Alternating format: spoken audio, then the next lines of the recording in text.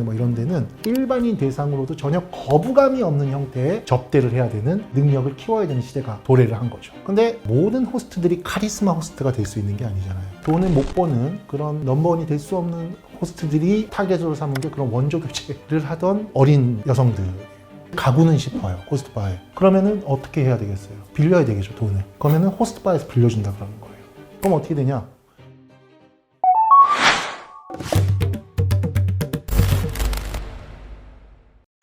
(90년대) 초반에 호황이 완전히 나락으로 떨어지는 이른바 버블 경제 붕괴를 맞이하게 되죠. 제일 먼저 타격받는 곳이 유흥업소입니다. 호스트바가 그 중에 제일 선두에 있었던 거예요. 갑자기 장사가 안 되기 시작해요. 당연히 그렇겠죠. 접대 이제 안 하니까 주요 큰손 고객들인 긴사나 록봉기의 클럽에 여성들 여기 와서 못 놀죠. 그러니까 실직 상태가 됩니다. 많은 사람들이. 아이 같은 그런 큰 호스트바만 겨우겨우 살아남게 돼요. 그럼에도 불구하고 다른 가게들은 다 망했잖아요. 호스트를 그만두고 다른 직업에 쉽게 갈 수 있는 사람들이면은 호스트 산업사 자체가 성립을 안 하겠죠. 그러니까 이 사람들은 이제 큰일이 난 거예요. 그래서 여기서 등장하게 되는 게 바로 뉴 호스트 클럽이라고 하는 겁니다.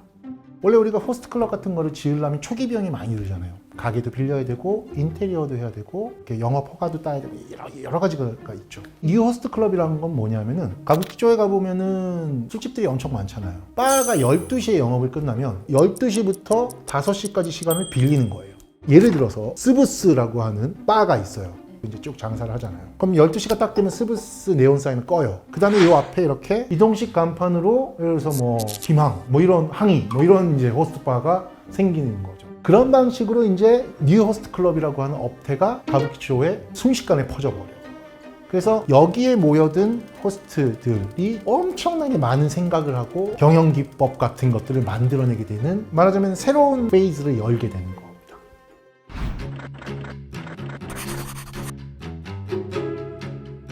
직원들의 급여 체계를 완전히 바꾼 게 하나가 있어요. 그 당시까지만 해도 내가 만약에 호스트고 이 테이블에 100만 엔의 매상이 있었다. 그러면은 기껏해야 호스트가 갖고 갈 수 있는 건 20만 엔 정도밖에 안 됐어요.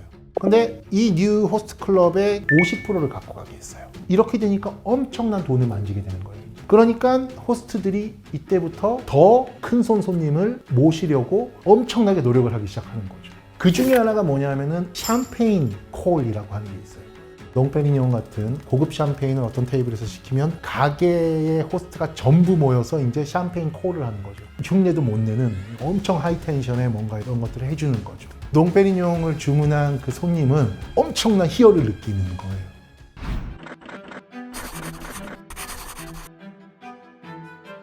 또 하나 중요한 건 뭐냐면 광고를 하기 시작해요, 이 사람들이. 호스트 클럽이라고 하는 거는 언더그라운드고 드러내놓고 얘기할 수 있는 술집은 아니었던 거죠. 근데 호스트바도 광고를 하는 게 어떨까 이 생각을 한 거예요. 그 당시 일본에 성산업 종합 잡지가 있었어요. 그래서 그건 남성용이죠. 근데 여기에 호스트바를 선전하려고 아이디어를 낸 거죠. 왜 그랬을 것 같습니까? 이 잡지가 어디 놓여 있었냐면은 거의 대부분 유흥업소에 그 잡지가 놓여 있었던 거예요. 그럼 누가 보겠어요? 거기 종사하는 여성분들이 보시겠죠. 대박이 난 거예요. 광고를 그렇게 내니까 와보지도 않은 손님이 호스트바에 처음으로 오기 시작한다는 거예요. 광고 보고 왔어요 이러면서. 호스트가 외모에 신경 쓰기 시작한 게 그때부터예요. 그 전에 호스트들 물론 잘생기고 이런 거 굉장히 중요한데 훨씬 중요하게 생각했던 호스트의 덕목은 매너, 화술 이게 훨씬 더 중요했던 거죠. 근데 이 광고가 나가고 나서부터는 외모만 보니까 이제 여기서부터는 외모 싸움이 되는 거죠. 그래서 호스트들이 점점 가장 유행하는 것 중에서도 가장 레디컬하게 극단적으로 머리를 완전히 금발로 한다거나 화장을 한다거나 그때부터 생기기 시작하는 거예요.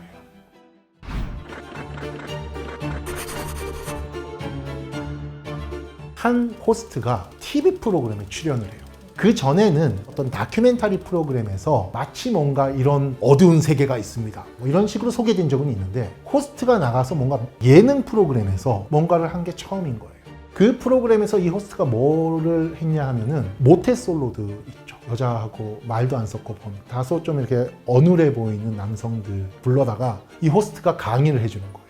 어떻게 하면 여성들의 환심을 살 수 있는가. 패션, 화술, 매너 뭐 이런 모든 것들을 해주는 거죠. 어쨌든 처음으로 언더그라운드에서 퍼블릭한 공간으로 이제 나와서 호스트라는 직업이 갖고 있는 기술, 다른 사람이 없는 능력을 갖고 있다는 걸 과시한 거죠. 지금 들어도 재밌을 것 같지 않아요? 이렇게 사람들이 열광을 한 거예요, 이 프로그램에. 그리고 호스트라는 사람들의 말빨이 엄청나기 때문에 엄청나게 인기를 끈 거예요. 그 다음부터는 호스트들이 그냥 TV 이제 출연하는 게 점점 시간대가 내려옵니다. 11시대로 내려왔다가 8시대로 내려왔다가 급기야는 우리로 따지면 뭐 무도 같은 데 나온 거예요. 그게 이제 99년도입니다. 특히 중고등학생들 호스트라는 게 대단한 사람들이다. 이렇게 된 거죠. 이 사람들이 이제 신주쿠 같은 데 걸어가면은 TV에 이미 나와서 연예인급인 거예요. 사인도 해주고 화장품 광고도 나가고 셀럽이 된 거예요, 이 사람들이 이제. 야, 일본 왜 이렇게 호스트를 저렇게 막 긍정적으로 되게 셀럽처럼 해라고 하는 그런 거의 시발점은 바로 90년대 후반에 그런 공중파에서 했었던 버라이어티 프로그램. 거기서 호스트들이 굉장히 많아지면 새로운 느낌의 엔터테인 같은 것들을 이제 보여주고, 호스트하고 놀면 이렇게 재밌다. 그리고 호스트는 이렇게 매너가 좋다. 전혀 어둡지 않다. 그냥 밝음 그 자체다. 뭐 이런 것들이 이제 되면서 호스트 클럽에 오는 손님층 자체가 훨씬 다양해져요. 90년대 후반에서 2000년대 초반 호스트 산업이 가장 호황기를 맞이하는데, 이 호스트 붐을 일으킨 사람들에게 붙여진 이름이 카리스마 호스트. 그래서 이 카리스마 호스트의 시대가 이제 2000년대부터 쫙 열리게 되는 거죠.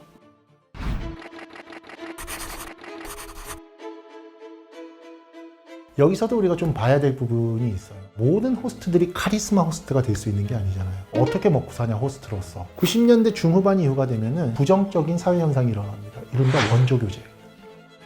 일반 여고생들이 무슨 속옷을 판다거나 굉장히 다양한 형태로 아르바이트 감각으로 돈을 벌고 성산업에 관계를 하게 돼요.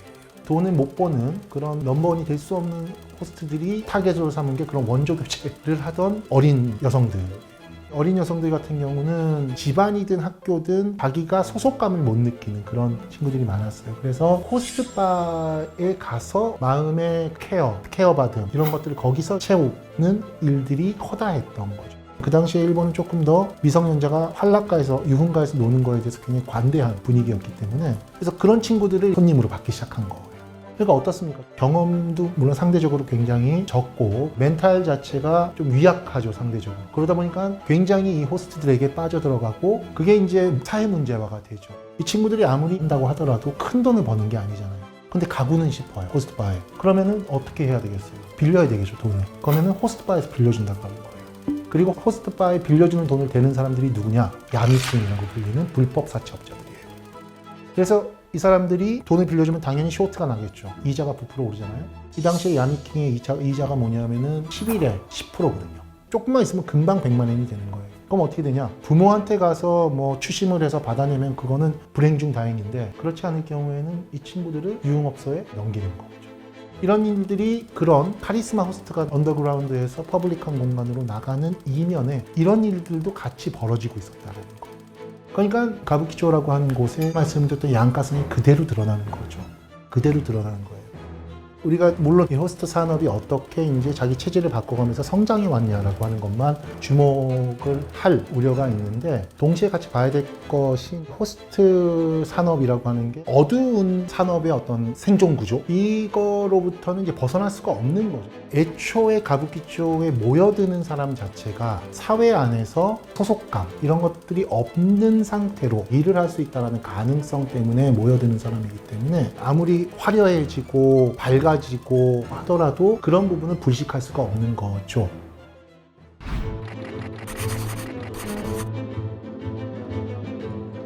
(2003년도부터) 가부키초라고 하는 곳에 커다란 어떤 변화가 생기게 됩니다. 1999년도에 이샤라 신타로가 도쿄 도지사가 되면서 가부키초의 정화 작업을 펼치게 돼요.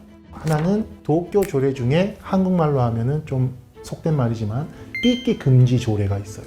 호객 금지죠. 두 번째는 풍성 영업법이에요. 영업을 12시까지만 해라, 이렇게 된 거예요.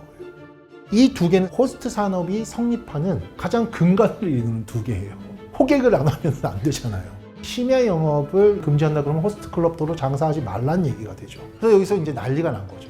이 정화 사업으로 또 침체기를 맞게 돼요. 그러면서 또 망하게 됩니다. 여러 업장들이. 그러면서 이 호스트 산업 자체가 좀 많이 바뀌어요. 어떻게 바뀌냐면은 저녁 영업을 해야 된다. 말하자면 다른 포장마차나 다른 술집이 하는 그 시간대에 해야 된다. 그러면은 어떻게 되겠습니까? 손님 경쟁을 거기하고 해야 되는 거예요. 그래서 어떻게 하냐? 소주를 팔기 시작해요. 소주. 그 일본에 가면은 무슨 츄하이 이런 거 팔죠. 소주 칵테일 같은 거. 그런 거는 호스바에서는 격이 떨어진다고 절대로 안 파는 거였거든요. 그런 식으로 단가를 낮추는 거예요. 문턱을 낮추면서 박리담회를 하기 시작하는 거예요. 그리고 막 문자로 광고 보내고, 그래서 뭐 해피타임 같은 거 있죠. 5시부터 오면은 호스트가 접대도 하는데 막 소주 만엔만 매면 1시간 반 동안 마음대로 마실 수 있어요. 이런 영업을 하기 시작하는 거죠. 지금도 지속하고 있거든요. 더 중요한 거는 2008년, 9년부터 스마트폰이 보급이 되면서 완전히 프로모션의 방법이 완전히 바뀌는 거예요.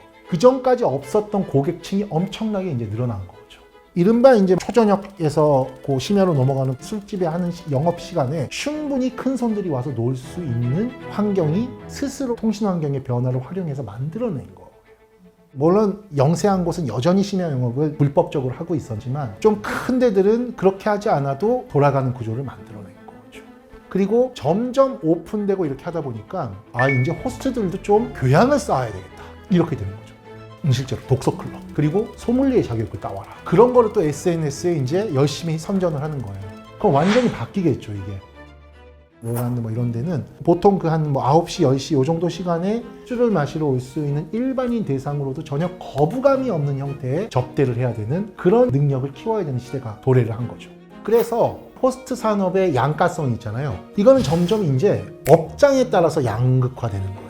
크고 메이저한 업장들은 점점 트러블이 없고 퍼블릭한 곳으로 이제 바뀌어가는 거죠. 그 양지로 가는 거죠. 그런데 좀 규모가 작고 불법적인 심야 영업을 하지 않으면 장사가 안 되는 곳, 그런 곳은 유흥업소에 있는 여성분들을 대상으로 장사를 계속 하는 거예요. 옛날에 재래적인 어떤 수익 구조의 방식을 채택하는 거죠. 이제 호스트 클럽 산업이라고 하는 게 지금 있는 상태고, 그 안에서의 어떤 성격이라거나 이런 게 완전히 바뀌고 있는 거죠.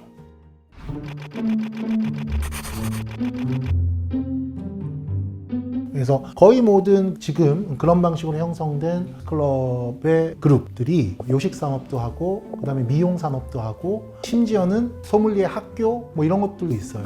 그리고 여전히 영세한 호스트 클럽은 재래식의 어떤 시스템에 기대서 영업을 계속 하고 있는 상황이죠. 호스트 산업이 성업할 수 있는 이유는 어떤 사람의 외로움, 소외, 불안정, 불안, 이런 것들을 타겟팅으로 해서 거기서부터 돈을 말하자면 흡수하는 이런 구조, 호스트 클럽이라고 하는 것을 성립시키는 가장 근저에 있는 어떤 사회적이고 정치적이고 또 문화적인 어떤 매트릭스인 셈인 거죠.